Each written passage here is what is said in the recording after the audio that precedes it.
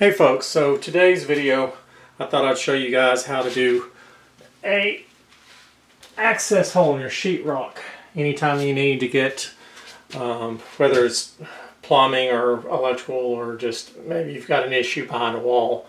This is an easy way to open up the wall and then put it back and it not look like you've opened up the wall, which means you're not going to use tape. If you put a patch in and use tape, then you're going to create this large bump by having to cover all that tape. So this is a way for you to patch your sheetrock. Now, I cut this access hole using one of these. Really easy to do.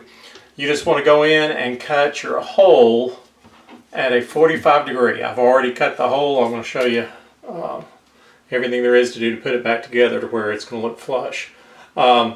So you want to cut your hole at a heavy angle on all sides, and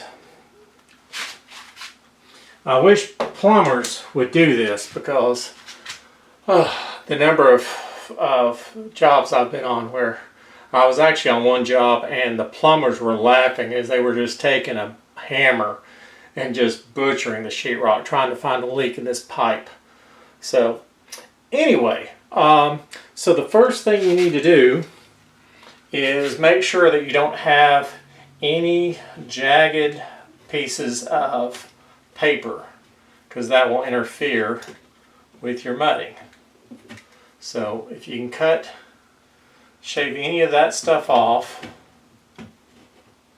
so you don't have anything that's going to drag and get in your mud. Got a couple up here. Just try and trim those off. My blade's getting dull. And then you want to swap blades.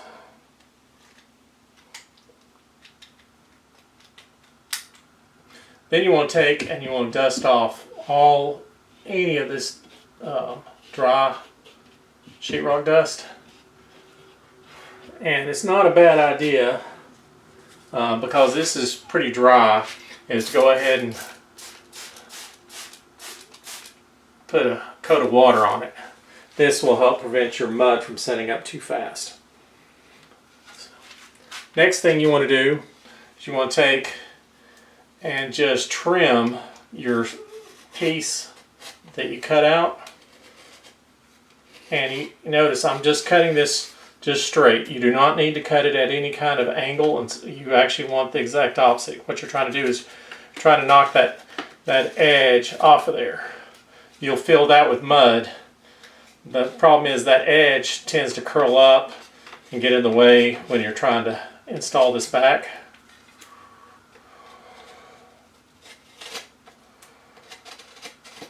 And you want to, you also want to make sure you've got kind of an even, once again, you don't want any paper.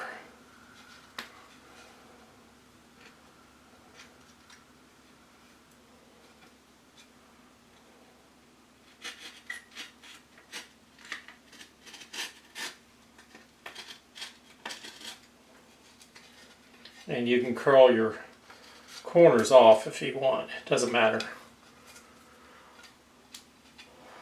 You just don't want anything jagged. So, alright. So, I've trimmed everything. That's what it's going to look like. Notice it's way deeper than it needs to be. That's a good thing. That gives us room for the mud. Now, I've got a little bit of stuff down there. I'm just going to shave it like so.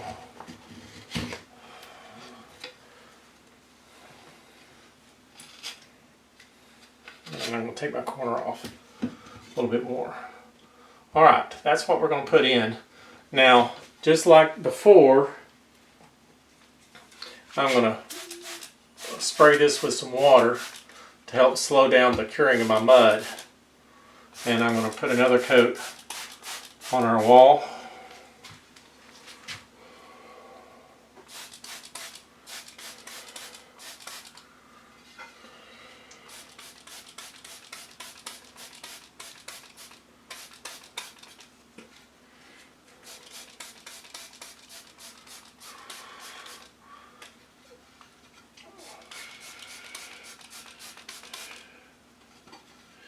if you don't do this, depending on the humidity in your house, this may or may not be a problem. But if you don't do it, put enough water on it, that mud will set up faster than you can set this in place.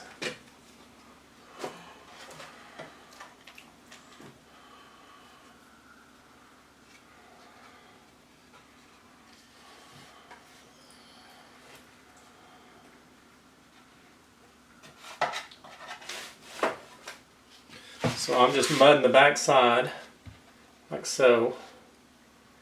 Trying to do as quick as I can.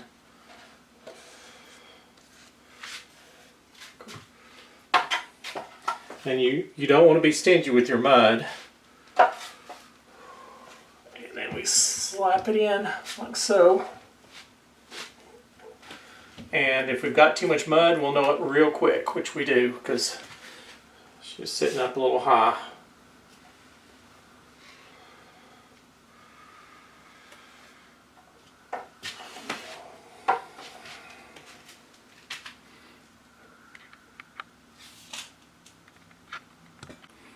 Okay, folks, so gonna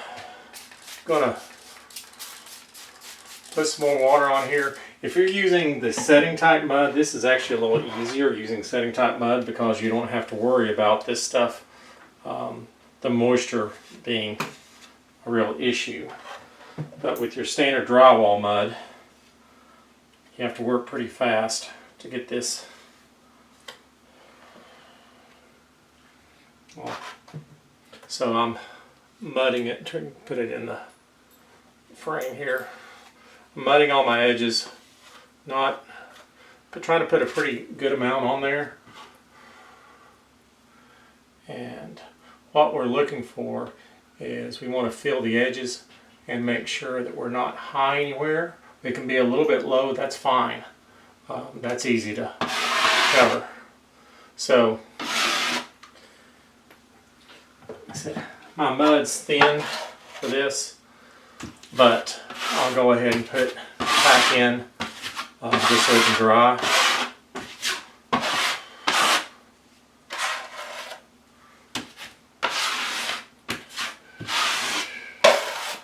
So,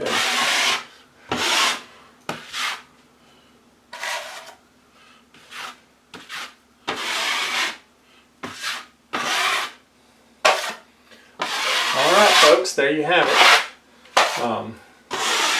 It'll need one more coat with the bigger knife, obviously, but that's all there is to it. And the nice thing is, if you put light down along this wall, this will wind up finished completely flush, so you won't have a big bulge. This is actually going behind a cabinet. It's not visible, but if I was to put tape over it, etc., then it could kick the cabinet out.